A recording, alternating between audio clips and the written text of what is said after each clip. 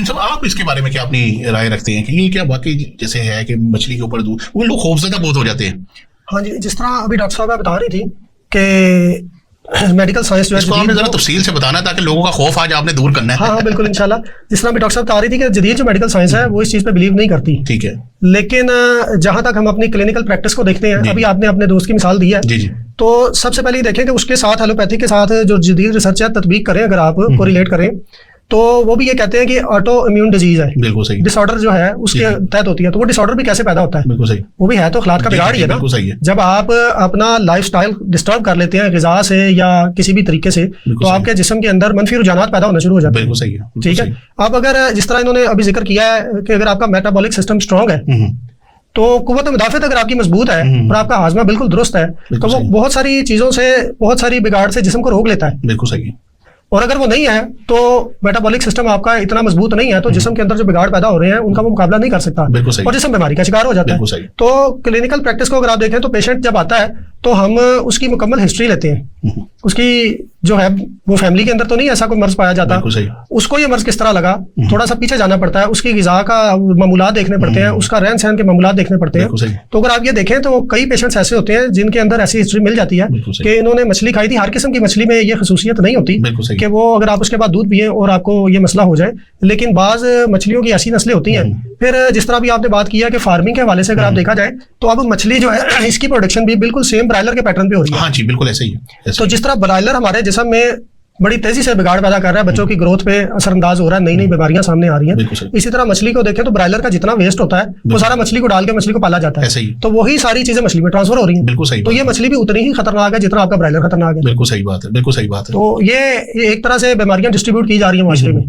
तो आप जैसे कह रहे हैं कि ये ब्रायलर का जो वेस्ट होता है वो मछली है, तो इसका मतलब है कि फिर जो एक मछली एक ऑप्शन होती थी कि जी व्हाइट मीट हमें मिल जाता है उसके जरिए, वो तो ऑप्शन खत्म हो गई फिर। असल में देखें हमने देखिए ना, ब्रायलर मुर्गी है ना, उसका ऑल्टरनेट हम देसी मुर्गी खा लेते हैं, तो मछली अब कहाँ से हम दरिया के ढूंढ के लाएं? ये बताने लगे। असल में देखें आप ये टीवी के ऊपर या इधर मोटिवेशनल स्पीकर्स को भी देखते हैं और डॉक्टर्स रात को भी देखते हैं, माहिरीन को भी देखते हैं, वो एक खौफ पैदा कर रहे होते हैं ग़िज़ा के बारे में। जी हाँ, ब्रायलर ना खाएं, फलां चीज ना खाएं, घी ना खाएं, ठीक है, तो फिर बंदा क्या खाए? बिल्कुल सही बात है। ठीक है, अब हमने एक तो माशरे के अंदर खौफ पैदा नहीं करना ग़िज़ा के वाले से, दूसरा जो आपके अवेलेबल रिसोर्सेज होते हैं आपने उनके अंदर रह के गुजारा करना होता है। आप ये देखें कि दूध इस वक्त कितना जो है वो मिलावट वाला आ रहा है मार्केट में, लेकिन अगर ये बिल्कुल आप दूध को कंट्रोल कर लेंगे तो दूध आपको 500 रुपए किलो भी नहीं मिलेगा, 500 रुपए लीटर भी नहीं मिलेगा। बिल्कुल सही। ठीक है, अब हमने इन्हीं रिसोर्सेज के अंदर रह के गुजारा करना है, तो उसका तरीकाकार ये होता है कि मछली भी यही है जो खानी है। हर बंदा देसी मुर्गी नहीं खा सकता, हर बंदा देसी घी नहीं खा सकता, ऐसे ही है। तो यही चीजें ना जो इस्तेमाल करनी है। इतनी पॉपुलेशन है, आप कहाँ से उनको खाली चीजें देंगे? यानी आपको बता दें कि थोड़ा खा लें, थोड़ा खाएं, थोड़ा खा लें, ज्यादा नहीं। हाँ जी, थोड़ा खाएं और अपने खाने को बिगाड़े ना। बिल्कुल सही है। सिर्फ जरूरत के तहत खाएं। बिल्कुल सही है।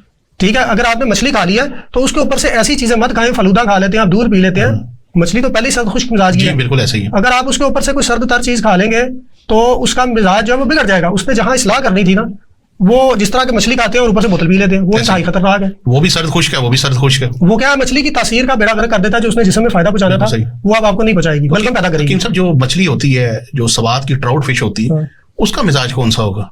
इसका तो सर्द खुश्क हो गया। मछलियां तकरीबन सारी एक ही मिजाज की होती है, थोड़ी सी जमा तफरीक होती है, किसी के अंदर खिलत उस इलाके के एतबार से जो है ना थोड़ा सा मिजाज के एतबार से तेज होती है, थोड़ी सी जितना वो वहाँ का मिजाज सर्द है ना मौसम का, उसके अंदर हरारत का अंसर आएगा क्योंकि उसने वहाँ पे सर्वाइव भी करना है। जी बिल्कुल ऐसे ही, ठीक है। तो मिजाज एक ही होता है, अलबत्ता मौसम और इलाके के एतबार से थोड़ी बहुत उसके अंदर जो है वो होती है तब्दीली। बिल्कुल सही। तो हमने जब अपनी ग़िज़ा खानी है ना बीमारियों से बचने के लिए, तो हमने बिल्कुल सुन्नत से रहनुमाई लेनी है कि अगर हमने कोई सर्द मिजाज की चीज खाई है तो उसके साथ हमने गर्म मिजाज की चीज लेनी है, ताकि वो एक दूसरे के जो बद असरात है ना, और हर बंदे को अपने मिजाज का भी इल्म नहीं होता, लेकिन अगर आप थोड़ा सा अपने तवज्जो करें तो हर बंदे को पता होता है कि मुझे ये चीज फायदा दे रही है, ये चीज नुकसान दे रही है। हर बंदे को पता होता है कि मैं दूध पीऊं तो मुझे माफक आता है कि नहीं आता है, मैं चावल खाऊं तो मुझे जिस्म पे क्या असरात आते हैं। तो जो आपके जिस्म पे असरात आ रहे होते हैं ना, वो आपके जिस्म का अलार्म होता है, जो अल्लाह के अंदर सेंसर लगाए हुए हैं, वो आपको बता रहे हैं कि ये चीज खाओ, ये फायदेमंद है और ये चीज तुम्हारे लिए फायदेमंद नहीं है। हम उसको खामोश कर देते हैं। बिल्कुल सही। और उसको खामोश करने के बाद अंधाधुंध हम ग़िज़ा की इंटेक ले रहे होते हैं, जो बाद में किसी तूफान की सूरत में सामने आता है, अनबैलेंस होने की वजह से। बिल्कुल सही बात, बिल्कुल सही है।